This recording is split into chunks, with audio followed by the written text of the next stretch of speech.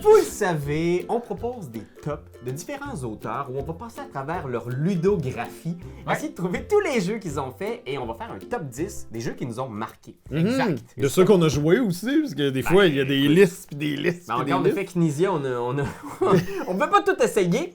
Fait que, bien sûr, on a fait certains géants, des auteurs établis, des classiques. Et là, on s'est dit, pourquoi pas se tourner vers un plus jeune? Ben oui. Un plus jeune qui note dedans. En fait, il y a une très belle ludographie, comme tu as dit. Oui. Et on parle ici, mesdames et messieurs, de Théo Rivière, le seul, l'unique, le grand, le beau. Oui, le charmant, effectivement. Le doux.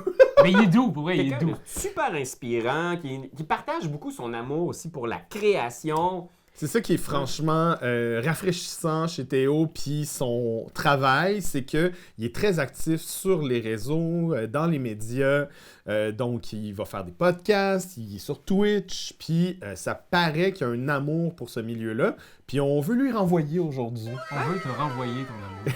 Et on commence tout de suite, mesdames et messieurs, avec... Fou fou fou! Oui! Jeu de chez Kif Édition, Fou Fou Fou, qui est un jeu qui va te rendre... Dingue! Cinglé. Faites vraiment chier. Quand vous voulez faire chier, vous faites chier. Passe à la palette, puis ah ouais.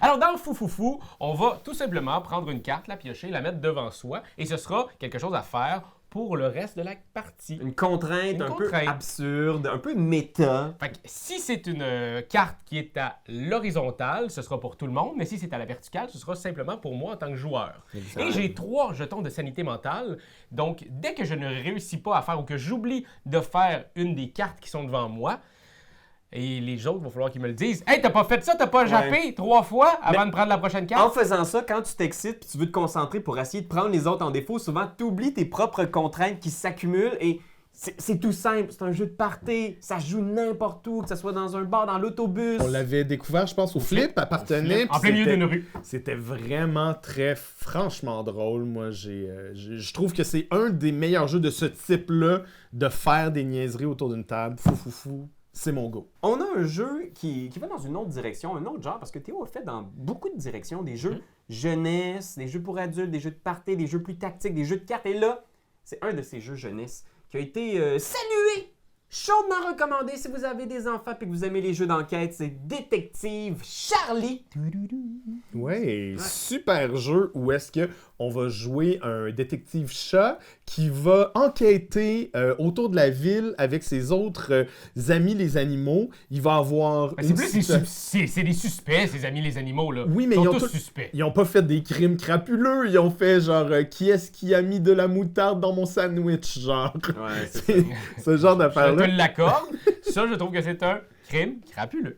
C'est un jeu exactement comme ça. Où est-ce qu'on va déplacer le détective pour aller questionner les personnes dans le village, puis par déduction et par élimination, on va essayer de trouver c'est qui le coupable. Donc, il y a plein de petites enquêtes comme ça dans une petite boîte. On a hâte d'en voir d'autres parce qu'on est passé au travers quand même assez rapidement. Il y a déjà eu une première extension. Oui, Si je ne c'est vrai. m'abuse. Là, on en veut d'autres. On en veut d'autres, Détective Charlie. En fait, les cartes sont belles.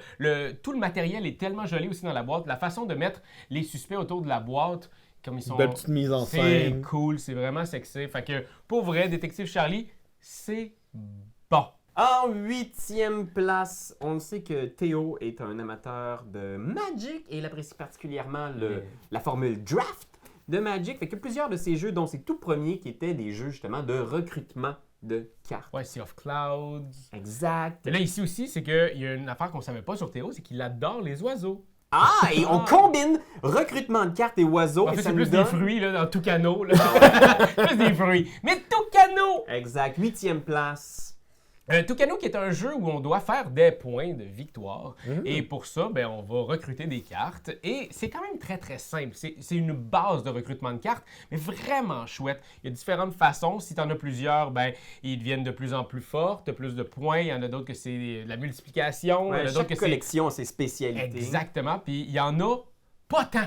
Fait que ce qui fait en sorte que rapidement, tu as fait le tour, tu sais c'est quoi les cartes que tu as besoin, que tu veux. Il y a aussi les petits pouvoirs qu'il faut que tu peux aller en piocher ailleurs, chez tes voisins. Les cartes vont te donner des malus aussi si tu te retrouves avec un certain nombre. Oui, fait que vraiment c'est un jeu de base de ce genre de jeu. Très élégant, en fait. Tellement bien Ouais. fait.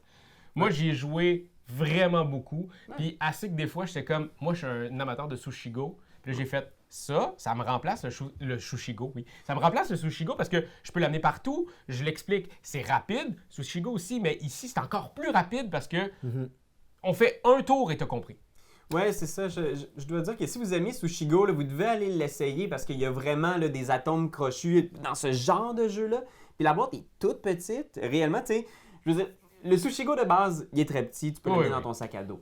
Sushigo Party, là, il faut que tu choisisses les cartes, il faut que tu les tries, il faut que tu choisisses ton module. Mais Tucano, il est vraiment paquet de gomme, là. Ah ouais, c'est tellement... Moi, je capote sur Tucano. Moi, je suis un gros fan. J'en rêve. Ben, il faut un régime complet, puis tu sais, Sushigo, ça va être le riz, les féculents, les poissons. Puis le Tucano, ça va être les fruits, tu sais, qui vont venir compléter ton alimentation. Fait que si t'es sur un régime paléo, peut-être plus choisir Tucano que... Fait que ouais, si t'es sur keto, par exemple, va-t'en avec Sushi. En 7e position, un jeu franchement original au niveau de sa présentation, au niveau de sa thématique aussi. Il y a Bag of Chips, qui est... mais ça aussi, c'est un truc qui est propre au jeu de Théo. Il y a souvent comme une mise en scène, le fun, quelque chose d'éclaté, juste un petit je ne sais quoi qui va faire en sorte que tu vas avoir envie d'essayer cette affaire-là qui vient dans un sac de chips. Oui, un beau petit sac de chips qui fait, sincèrement, presque le même son qu'un sac de chips. Tu sais, quand tu l'ouvres, tu fais comme « Ah, il y a ça, il est comme métallique un peu à l'intérieur. » Très, très chouette. C'est un jeu où, dans le fond, on va avoir des cartes en main. C'est des défis qu'on va avoir. Des objectifs. Des objectifs. Et à chaque manche, on va piocher divers petites chips. Ce qui est intéressant, c'est que le sel du jeu, c'est d'essayer de choisir les bons objectifs à conserver à la fin. Puis, parce qu'il y en a un que tu vas scorer positivement, puis l'autre tu vas scorer négativement. Exact. Lesquels sacrifier, lesquels conserver. Il y a comme quelque chose... Tout le défi du jeu repose là, mais c'est tout simple aussi, là. Oui, c'est un jeu d'apéro qui donne envie de te clencher 2-3 games d'apéro. 2-3 sacs de chips, je pensais que t'allais dire. Aussi. Mais pour vrai, c'est le jeu que, à toutes les fois que je le sors, je m'attends à ce qu'on joue une game, puis que ça soit juste, on se met dans l'ambiance de la soirée jeu. Finalement, on en joue 2-3 de suite. Tu peux pas. Tu peux pas t'arrêter. C'est comme un sac de chips. Tu dois te rendre au bout. Ouais, mais il faut pas que tu confondes le vrai sac de chips et le sac de jeu, sinon, oups, tu vas manger des pièces. Mais t'imagines-tu si en plus t'es keto?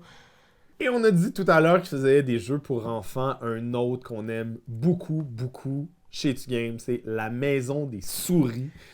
En 6e position, on a ce jeu-là qui est coopératif où est-ce qu'on va faire tomber des objets dans la maison. Tu joues dans la boîte. Déjà, je parlais de mise en scène, je parlais de je ne sais quoi. On est là, tu sais, on est vraiment comme dans la boîte. Il y a des trous, des fenêtres dans lesquelles tu vas regarder. On va mettre les pièces à l'intérieur et on va essayer de regarder avec la petite lampe de poche. Une petite lampe de poche qui est sur un timer pendant un certain temps. Fait que tu vas pouvoir regarder, essayer de mémoriser où sont les objets dans quelle pièce de la maison. Tellement cool, tellement cute. Puis vraiment, genre de jeu pour enfants que tu peux jouer entre adultes aussi. Puis qui fonctionne très bien. Moi, j'ai joué avec ma copine, puis on a eu beaucoup de plaisir, puis c'était vraiment drôle de faire comme « OK, il y a ça qui se passe, puis là, je vois ça. OK, moi, je vois ça, non. » Puis tu te relèves, puis là, le timer finit, puis t'es comme « Je me rappelle de rien de ce que je viens de voir. » Mais il y a comme quelque chose, selon moi, si les jeux qu'on peut jouer quand on est chaud, là, Oui. on a fait des jeux pour enfants qui sont en fait des jeux d'alcool, Ouais, ça, c'en est c'est un. rentré dans le top. Là. Absolument. Aussi, préciser, hein, c'est une collaboration aussi, La Maison des Souris, avec Oui. Élodie Clément. Oui, Exact. Fait que, on les dira pas toutes parce que Théo, il en fait des Il collaborations. collabore, cet homme-là. C'est un collaborateur. C'est un collabo, je pense qu'on dit. Non, on dit c'est une colle à bois. Ensuite, on a un jeu qui pourrait sembler un jeu pour enfants, mais qui est plus corsé qu'il n'y paraît. Moi, vous pouvez jouer avec vos enfants, mais vous pouvez jouer aussi avec vos amis. Vous pouvez jouer C'est Flying Goblins, qui est un jeu, oui, de catapultage de gobelins dans un château.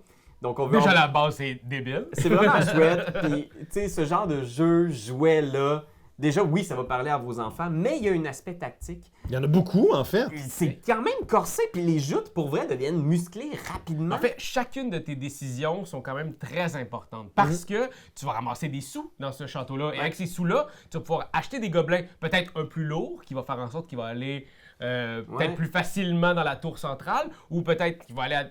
Bref, il y a comme 3 ou 4 sortes de... 3 cartes. C'est vraiment comme une espèce de placement d'ouvriers dans lequel tu vas catapulter tes ouvriers. Puis, tu sais, c'est ça qui est intéressant. c'est qu'il y a plein d'emplacements dans le château qui vont te rapporter différentes sortes Ouais. de pouvoirs, différents types de... Je pense que c'est du cash que tu ramasses, là. Tu peux Des en petits, enlever, des des petits diamants diamants, aussi. Puis encore dernièrement, on l'a joué, on l'a animé dans une de nos soirées, puis les gens ont du plaisir autour de la table. T'as l'impression que ça va être chaotique, mais il y a quand même de la stratégie, puis ça revole pas nécessairement partout. Puis si c'est le cas, c'est juste très, très drôle. Non, pour vrai, dans ce type de jeu-là, de catapultage, de pichenote, c'est... Moi, c'est mon préf. Ah oui, c'est ton moi, préf, c'est ouais. mon préf. C'est dans les excellents. C'est mon prof, oui. C'est mon préf parce que, justement, il y a comme cet aspect-là d'achat, puis de pouvoir sur le catapultage que t'as. Ce qui me fait vraiment triper. En numéro 4, on a aussi un jeu dont on a quand même pas mal parlé sur la chaîne parce qu'on aime l'histoire de ce jeu-là. C'est une belle collaboration, encore une fois, avec l'équipe de Kaidama. Ah, qui ont créé ce jeu-là une soirée. Là. Exact. C'est incroyable, ça.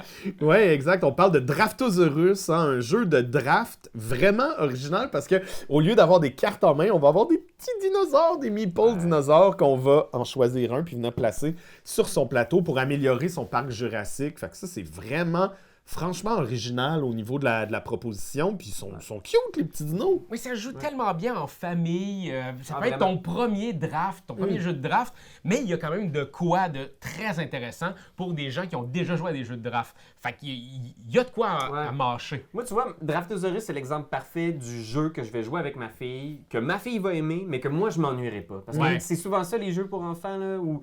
Tu sais, Drafto n'est pas exclusivement un jeu pour enfants, mais souvent, tu vas jouer à un jeu simple comme ça, qui est conçu pour la famille, puis toi, tu vas t'emmerder.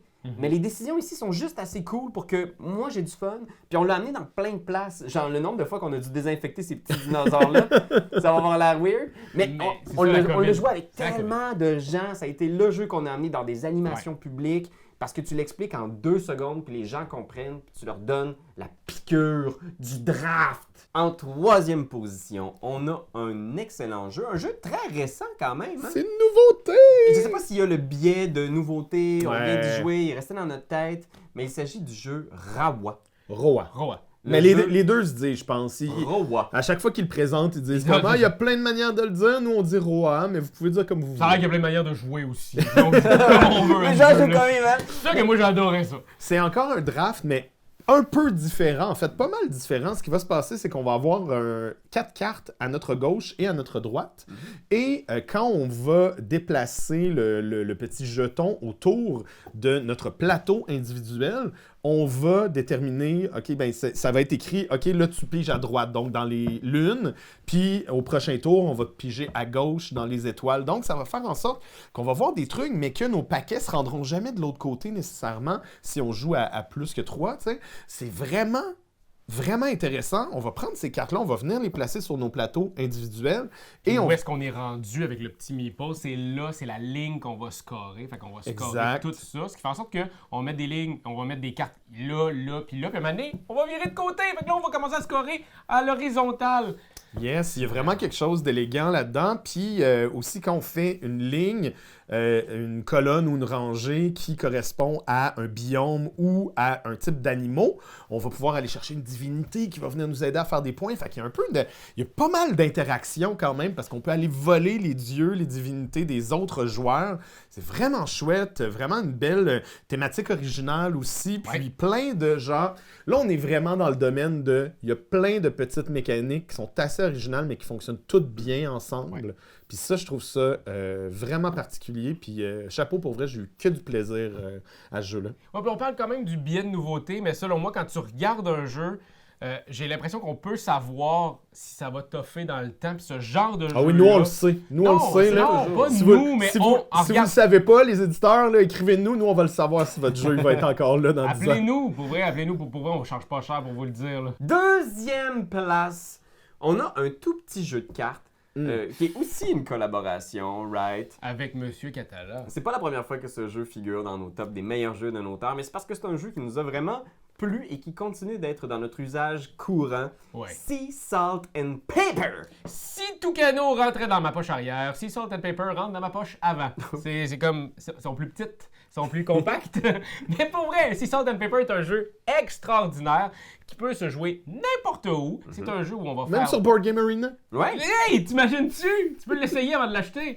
Mais pour vrai, l'avoir physiquement, il y a quelque chose qui me rappelle, moi, des moments où je jouais avec ma grand-mère, mon père et ma mère à des jeux de cartes qu'on notait sur des blocs-notes, nos scoring pour la manche, puis qu'on continuait, puis on faisait une autre manche. C'est un jeu fort agréable où il y a 2 paquets, dans le fond, 2 défausses, et on va devoir défausser une de nos cartes. On en pige 2, on en défausse une, puis l'autre, on va l'activer devant nous. Ou tu peux prendre les cartes dans les paquets aussi. Exact, ou tu peux prendre les cartes dans les paquets. Ouais. Fait que c'est toi qui choisis. Mais c'est pour ça que des fois, tu peux recouvrir une carte d'un paquet qui est vraiment intéressante pour Marc-Antoine, pour essayer de le knocker.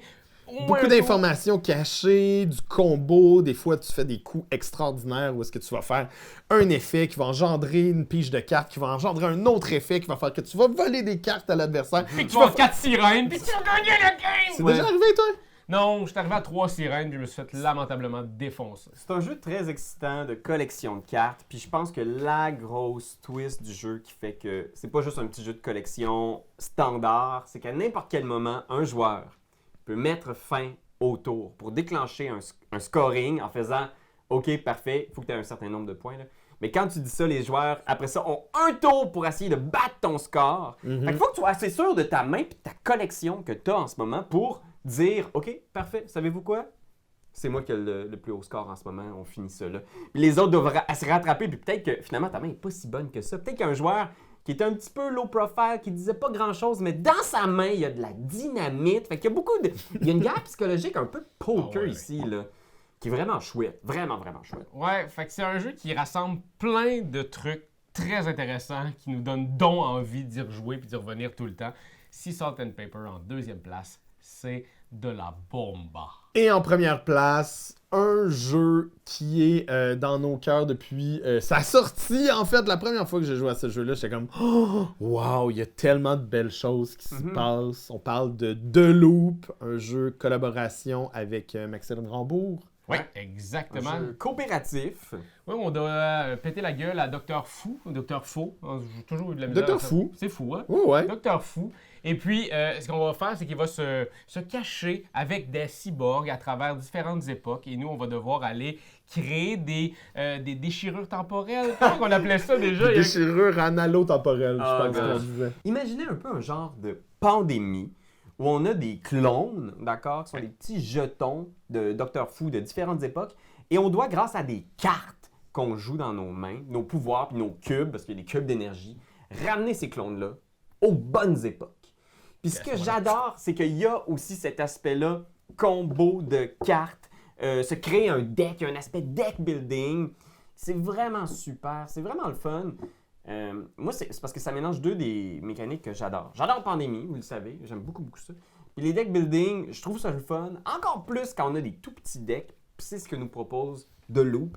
Oui, parce que ça devient, oui, c'est un deck building, mais c'est aussi un engine building, à quelque part, étant donné qu'il est tellement petit que tu revois souvent tes mêmes cartes. Donc, tu espères que la bonne carte arrive au bon moment pour pouvoir. Puis il y a vraiment aussi, tu sais. Le côté puzzle aussi. Oui, exact. D'aller les ramener à leurs époques. Des fois, tu fais comme, OK, moi, ce tour-ci, je peux ramener celui-là. Par contre, si je m'en vais là, tu peux pas faire ton action. Donc, j'irai pas là, je vais aller là, je vais tasser un cube vert là. Toi, tu vas aller le chercher, tu vas pas faire tes actions, puis faire une rupture temporelle de temps pour recommencer. C'est tellement le fun. On dirait que quand tu as un problème, il y a 1000 solutions. Il faut juste qu'on travaille ensemble. Il faut qu'on en parle. Pour faire des loops. Faire des loops. Les trucs temporels, c'est loops. Puis on avait fait un rap aussi quand on avait fait la critique. T'en souviens-tu? Je sais, on sort notre single très bientôt. C'est la galère. Qu'est-ce qu'on va faire? Il y a des failles temporelles qui déboulent, des petits cubes rouges partout sur les 5 époques. Je pourrais pas bouger à mon tour, je capote. Je suis déjà rendu au 3e vortex. Et les clones envahissent toute la planète. Bon, c'est à mon jour. Mais c'est à mon tour. Qu'est-ce que je joue? Encore un coup du Docteur Fou. Faut le dire aussi, là, ça a l'air d'être juste une petite gamique, mais l'espèce de tour à dés qu'il y a au milieu. C'est incroyable. Oui. Ça, c'est vraiment le fun parce que ça te garde du bout de ta chaise tout le long de la partie.